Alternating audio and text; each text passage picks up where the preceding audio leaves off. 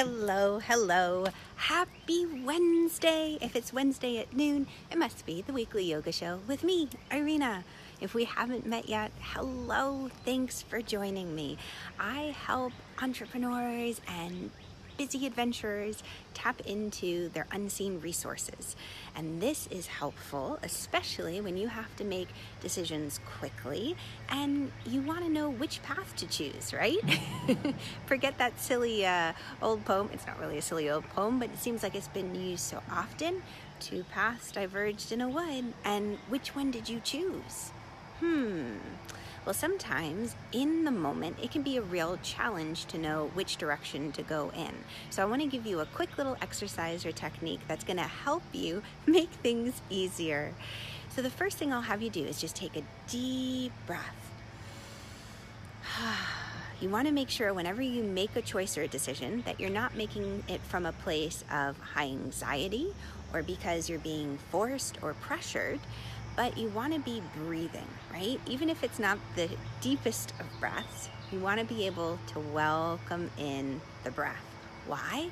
Because it's going to help make sure that you're really present when you're making the choice. You're not going to look back on it later and say, why in the world did I choose, to go there for dinner and not over here? I know I don't like, that kind of food.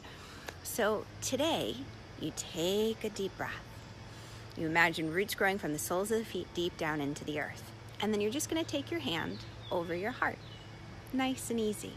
Why? Because this is a connection. It's a physical connection to our energetic heart center. Often what can happen, I've got a little bug crawling on my iPhone. I was wondering if he's going to come over the camera. But often what can happen is that our head wants to take over in the decision making. And we want to make sure we connect with our heart. So we place our hand right on our heart to remind us to connect into that energetic space. And I'm going to ask you or invite you to remember a type of food that you absolutely adore. Maybe it's a dessert that is your favorite. You get it for particular holidays or whenever you go out to eat. And hello, welcome as you join. Say hello and let me know where you're calling in from. But with the hand on the heart, I invite you, imagine your most favorite delicious kind of food. And with Memorial Day weekend, what pops up into my mind, hi Murphy, thanks for joining me, is cherry pie. I love cherry pie. So if you have a favorite food, you did get here super fast, yay. If you have a favorite superfood, drop in the comments below. Let me know what is so delicious that as soon as you see it, you're like, you light up. You go to the party and you're like, they've got it. It's just my absolute best indulgence. I love it. And I want you to notice the sensations and feelings that come over your body when you think of your favorite food or your favorite dessert. Just how all of a sudden you feel a little lighter. You get excited, right? You feel spacious. You feel like, I'm going to enjoy this. This is a treat. You feel comforted, right? There's certain foods that bring us great comfort. And now, slowly, as you're remembering all of these feelings and sensations in your body, the feeling of maybe just the sweetness on your tongue, the way your tummy is so satisfied, your brain puts off the endorphins, just is amazing. And as you tap into those feelings and sensations, allow the treat or the food or the dessert to just fall into the wayside. And just imagine the feelings and the sensations in your body. This would be a yes, right? This would be a heck yeah, go for it. Now, for a moment, imagine a food that your mom always made you eat that just made you gag.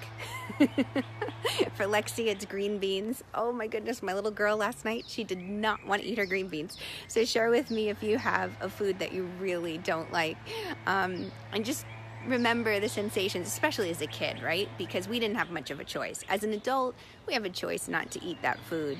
But as a kid, mom says, eat your vegetables, eat those green beans if you want to have that dessert. And notice just how your body might even want to, clench and contract before you even eat it. Everything tightens up, your face scrunches up, it's a bad taste, even the smell sets your stomach off. And just notice how, as you imagine that food you don't like, even the texture, like my husband can't stand oysters, the texture gets to him. Oh, Murphy, you hated split pea soup? Oh, you love it now. Yeah, the color and the texture are really, really challenging to take. I was like that with oatmeal as a kid. My grandma would make oatmeal and I'd be like, oh, it looks like snot. I can't eat it. But it's amazing, right? So it changes over time, and that's a really good point, Murphy. So it's always good to check back in, because things we didn't like as a kid, we might enjoy now. So just going into the sensations again. What was it about that food you didn't like? The smell, the taste, the texture in your mouth. Oh, it was too spicy, too salty. And just notice how your body responds. And that would be a no, right? Now, I know it seems silly, but the thing is, what you're trying to do is you're trying to make a connection between what's right for your spirit and the decisions you make. And also to realize, as Murphy pointed out really amazingly, I love it, what might have been right for you 10 years ago, a month ago, last week, yesterday, might not be right today. It might not be in current time with where you are. So when you want to make a quick decision, tap into what your body is telling you. It's the greatest indicator that we have in life as far as conveying our gut instinct. What does our intuition tell us? What's my inner voice saying to me? Now, listening to that inner voice and inner guidance, the one technique of remembering your favorite food versus foods you don't like, that's one way. But to cultivate that relationship with the inner voice, this is part of it. We're doing building blocks. So start with something simple, right? Start with something simple like, okay, Memorial Day weekend. When do I want to go to the grocery store? Because I know it's going to be crazy. Do I go to the grocery store Friday?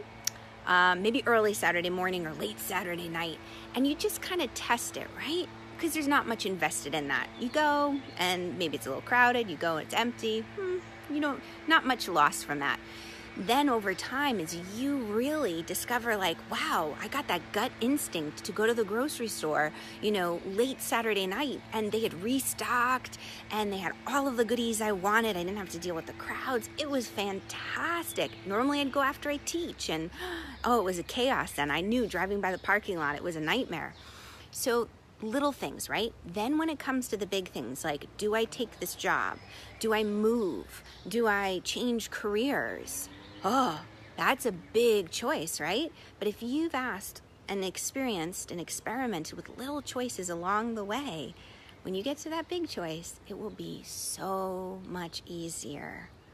So let me know if you play with it this weekend. I would love, love, love to have you give this a try. And again, start small, right? When should I go to the grocery store? Should I go to the pool today, or go to the beach?